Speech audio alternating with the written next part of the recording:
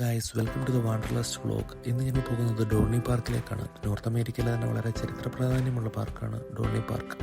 പെൻസിൽവാനിയയിലെ അലൻടൗണിലാണ് ഡോർണി park ഉള്ളത്. ഇത് Solomon ഡോർണി എന്ന അമേരിക്കൻ ബിസിനസ്മാൻ 19th സെഞ്ച്വറിയിൽ എക്സാക്റ്റ് പറയുകയാണെങ്കിൽ 1864 164 വർഷങ്ങൾക്ക് മുമ്പ് സ്റ്റാർട്ട് ചെയ്ത ഒരു സമ്മർ റിസോർട്ടാണ്.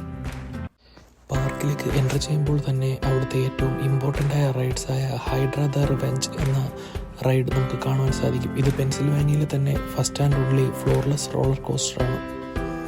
ഇവിടുത്തെ ടിക്കറ്റ് നിരക്കിനെ കുറിച്ച് പറയുകയാണെങ്കിൽ മറ്റു പാർക്കുകളെ അപേക്ഷിച്ച് കുറവാണ്. ടിക്കറ്റ് ചാർജ് അറൗണ്ട് ഒരു $60, പാർക്കിംഗ് ചാർജ് ഒരു $25 വരുന്നത്. ഇവിടുത്തെ മറ്റൊരു ഹൈലൈറ്റ്സ് എന്ന് പറയുന്നത് ഡ്രിങ്ക്സ് ആണ്. ഇവിടെ $20 എവറി 15 മിനിറ്റ്സ് നമുക്ക് ഡ്രിങ്ക്സ് എടുക്കാവുന്നതാണ്. സമ്മർ ആയതിനാൽ ചൂട് വളരെ കൂടുതലായിരുന്നു. വണ്ടി പാർക്ക് ചെയ്തതിന് ശേഷം ഞങ്ങൾ പാർക്കിൻ്റെ എൻട്രൻസിലേക്ക് എത്തി.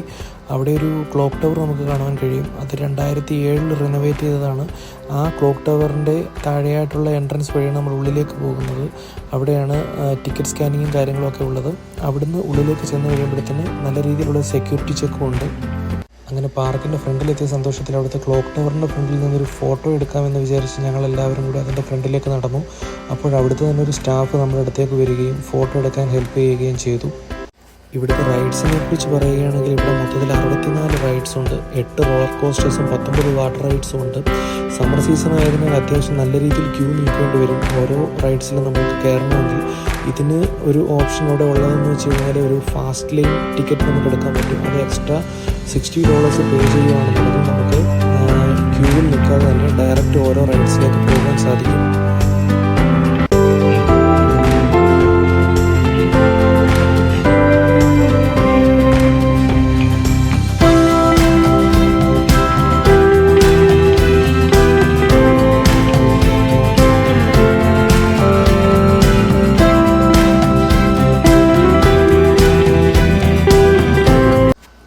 പാർക്കിനുള്ളിൽ എത്തിയപ്പോൾ ആദ്യമേ ഏത് റൈഡ് സെലക്ട് ചെയ്യണമെന്നുള്ള കൺഫ്യൂഷനിരിക്കുമ്പോഴാണ് ഞങ്ങളുടെ ശ്രദ്ധയിൽ ഫണൽ കേക്കിൻ്റെ ഷോപ്പ് വിടുന്നത്.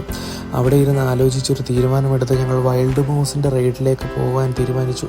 പോകുന്ന വഴിക്ക് ഞങ്ങൾ വേവ് സ്വിംഗർ കണ്ടിരുന്നു. പക്ഷേ അതിൽ കയറുവാൻ ഞങ്ങൾക്ക് വളരെ താല്പര്യമില്ലായിരുന്നു.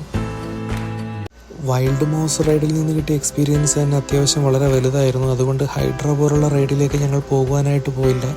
അത്യാവശ്യം പേഴ്സണലി എനിക്കിഷ്ടപ്പെട്ട ഒരു റൈഡെന്ന് പറയുന്നത് വൈറ്റ് വാട്ടർ ലാൻഡിങ് ആയിരുന്നു. അത് വളരെ അടിപൊളി ഒരു എക്സ്പീരിയൻസ് ആയിരുന്നു.